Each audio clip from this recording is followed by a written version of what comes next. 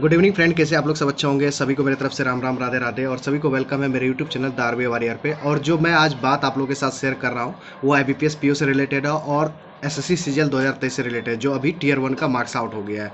ठीक है, तो चलिए स्टार्ट करते हैं। आईबीपीएस पीओ की पहली बात करते हैं। देखिए 2023 में वैकेंसी जो आई हुई है, कंपेयर करेंगे 2022 और 2023 से। ठीक है, तो 2000 जो 23 में आई है, जो कल आई है नोटिफिकेशन, उसमें 3049 वैकेंसी है। ठीक है, और जो 2022 में वैकेंसी थी वो थी 6432। तो उसमें जो था तो 4 बैंक नॉट रिपोर्टेड था। एक तो आपका बैंक ऑफ बड़ौदा था not reported, bank of Maharashtra था, सेंट्रल बैंक ऑफ इंडिया था, 5 बैंक था शायद, सॉरी 5 बैंक था। उसके बाद इंडियन बैंक था और इंडियन ओवरसीज बैंक था। ठीक है, और जो इस बार का वैकेंसी में देखते हैं, इस बार भी bank of Baroda not reported है और बैंक ऑफ इंडिया वैकेंसी है। बैंक ऑफ महाराष्ट्र फिर से अगेन नॉट रिपोर्टेड है। उसके बाद आपका इंडियन बैंक नॉट रिपोर्टेड है, जो कि उसमें भी था। उसके बाद Indian overseas bank not reported है। उसके बाद आपको यूको बैंक और union bank of India not reported है, जहां मुझे लगता है कि union bank of India vacancy add करेगा। ठीक है, जो कि क्लर्क में भी ऐड किया है। उसके बाद यूको बैंक भी करेगा, क्योंकि अगर आप करंट अफेयर डेली बेसिस पढ़ते हैं तो आपको पता होगा कि ये सब बैंक बेनिफिट में जा रहा है।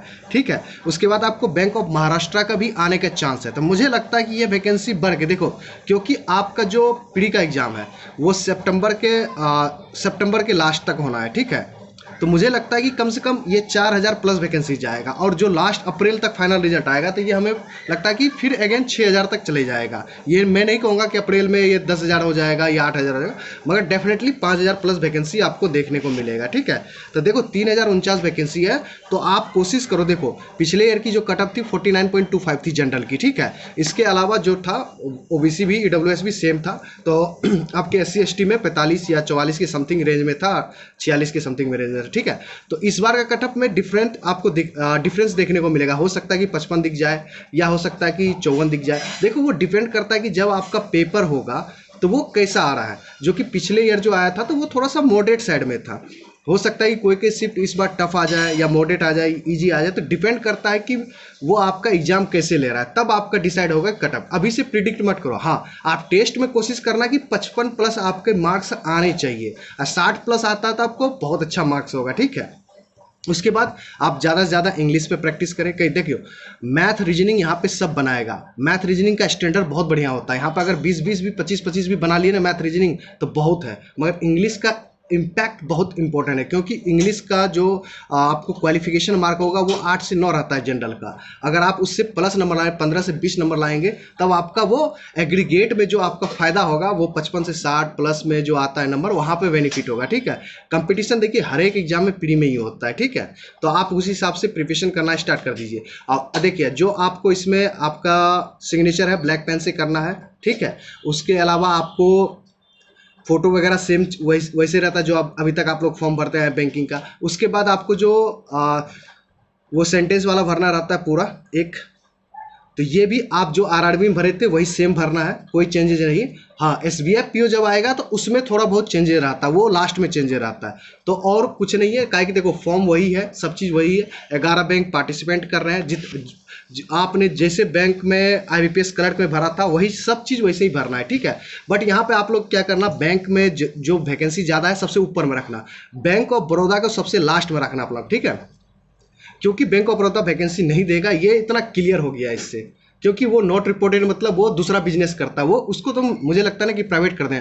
वो कॉर्पोरेट बिजनेस ज़्यादा करने लगा है, क्योंकि वो अपना नया नया चीज़ करके ना वो पैसा कमा रहा है उधर से, उससे पब्लिक का इधर से देने से कोई फायदा नहीं। इसको भी गवर्नमेंट ना एक बार कहे कि भाई इसको भी प्राइवेट कर देना चाहिए। ठीक है, तो इस पे बात हो गया। ओवरऑल देखो कुछ नहीं है, झूठ मूठ का मैं आपको नोटिफिकेशन निकाल के ये बताऊं वो बताऊं, काहे कि आईबीपीएस क्लर्क में भी वही चीज़ है बताने के लिए, वैसे ही भरना है, सब चीज़ वैसे ही करना है। ठीक है, तो ये क्लियर होगा। अब आइए एसएससी सीजीएल की बात करते हैं, क्योंकि आज आपका टीयर 1 का मार्क्स आउट हो चुका है। मतलब आप चेक कर सकते हैं रॉ मार्क्स, जैसे आप कितने क्वेश्चन बनाए तो उसमें आपको पीडीएफ डाउनलोड करके साइट पे जाके फिर वो चेक करना है।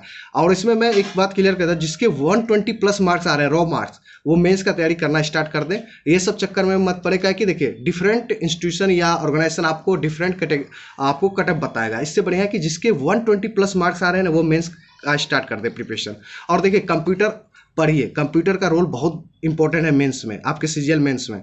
देखिए जो मैथ पढ़ाता है उससे मत पढ़िए कंप्यूटर, जो टीचर कंप्यूटर पढ़ाते हैं ना उसी से पढ़िए। नहीं तो पिछले ईयर मैंने देखा था कुछ फेसबुक पे बच्चे थे, उसके मार्क्स बढ़िया थे, कट ऑफ से भी बढ़िया था, मतलब बढ़िया पोस्ट मिलता, मगर कंप्यूटर में फेल हो गए।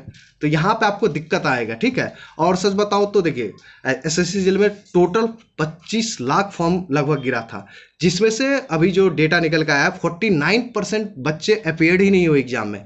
मीन्स 50% अपीयर हुए, उसमें भी बहुत आधा छीदा तो ऐसे ही था कि तैयारी नहीं था, आधे मन से गया देने के लिए। तो आप समझिए कंपटीशन कितना है, ठीक है। तो अगर आपके 120 मार्क प्लस आ रहे हैं, 120 प्लस मार्क्स आ रहे हैं सीजीएल में, तो आप लग जाइए मेंस में। और कंप्यूटर वाले टीचर से पढ़िए, ना कि मैथ वाला बोल रहा है कह रहा है यार मैं करा दूंगा ये करा दूंगा, तो वो सब चक्कर में मत फंसिएगा। और एक टीचर का बता देता हूँ, 500 रुपया में आप कोर्स ले लीजिए, और उसका ऑलरेडी वीडियो पड़ा हुआ रहता है और नया क्लास में मिलेगा। वो बेहतरीन टीचर है, क्योंकि देखिए कम प्राइस में आपको मिल रहा है और अच्छा कंटेंट मिलेगा। तो अरोड़ा एडुकेटर करके यूट्यूब पे है, आप उनसे पढ़ लीजिए। और जो बैंक वाला भी बच्चे हैं जो देख रहे हैं कि कंप्यूटर कहाँ से पढ़ना चाहिए, तो अरोड़ा एडुकेटर से पढ़िए, बहुत बढ़िया टीचर है, आप पढ़ लीजिए, ठीक है। तो ओवरऑल बात को यहीं खत्म करते हैं। तो आपको समझ आ गया होगा क्या करना चाहिए क्या नहीं करना चाहिए, ठीक है। और IBPS PO के लिए इंग्लिश इंपॉर्टेंट है। अगर आपके 16-17 नंबर आ रहे हैं तो बहुत बढ़िया है, कोशिश कीजिए कि 20+ तक पहुंचे नंबर, ठीक है। तो इससे क्या होगा कि आपके कोई मॉडरेट शिफ्ट आ जाता है जहाँ पर आपके 20 मैथ बनते हैं, 20 रीजनिंग बनते हैं, तो 20 इंग्लिश बन जाएगा, तो आपका काम हो जाएगा, ठीक है। क्योंकि यहाँ पे मैथ रीजनिंग बहुत अच्छे स्टैंडर्ड का आता है, याद रखिएगा, ठीक है। और जो मैंने पिछले ईयर जो मैंने देखा था, तो जो मेरा शिफ्ट था, 3rd शिफ्ट था लास्ट डे का, वो बहुत ही मॉडरेट आया था, मॉडरेट से भी ऊपर आया था। तो मेरे 67 नंबर बने थे। और इसमें नॉर्मलाइजेशन भी होगा आपके मैथ रीजनिंग इंग्लिश में, यहाँ पे इंग्लिश में बढ़ेगा थोड़ा सा, ठीक है। थोड़ा सा इंग्लिश को अच्छे से कीजिएगा, ठीक है। अगर आपको मार्क्स देखना है तो मैं दिखा दूंगा, बट पेपर है अभी RRB PO का, तो उस पर बाद में बात कर लेंगे। बट अभी आप फोकस अच्छे से कीजिए, ठीक है। इंग्लिश को थोड़ा तजुर्बा दीजिए, और ठीक है। और जो RRB के लिए अभी पेपर है 5 तारीख से, तो उसके लिए बढ़िया से करते रहिए, ठीक है। मिलते हैं नेक्स्ट वीडियो में। Thank you very much, tata bye bye, take care.